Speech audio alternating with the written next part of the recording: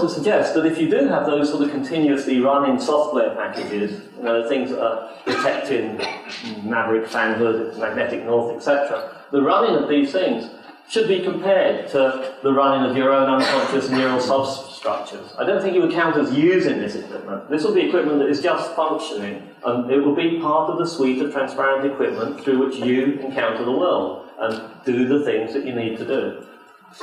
So I think it's better to say in a case like that you just are the larger system, the biotechnological system.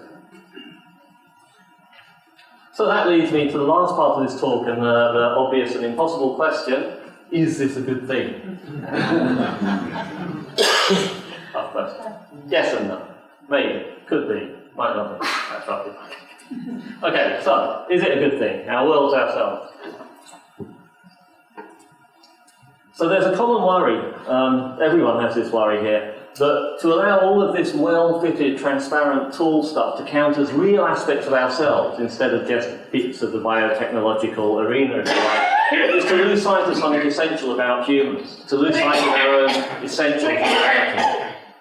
Maybe it's to risk a kind of dissolution. We lose track of where we stop and the sort of biotechnological matrix begins.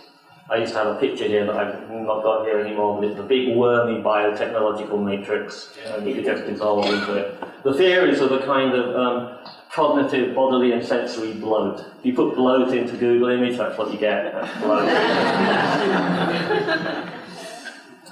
So what I think, and the last thing that I'm going to try and argue today, is I think we should be much, much more worried by the alternative to bloat. Bloat doesn't worry me as much as shrinkage. So what worries me is the idea that the cognitive agent, the person, might end up being smaller than they ought to be.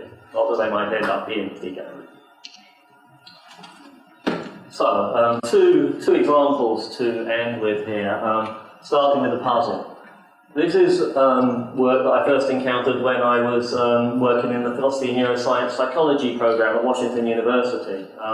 Caroline Baum was then head of occupational therapy at the WashU School of Medicine, and she was surprised around 1993 to discover in inner city St. Louis a puzzling subpopulation of Alzheimer's sufferers. These were people that were scoring very badly on the standard test, the SERAD, so-called SERAD protocol.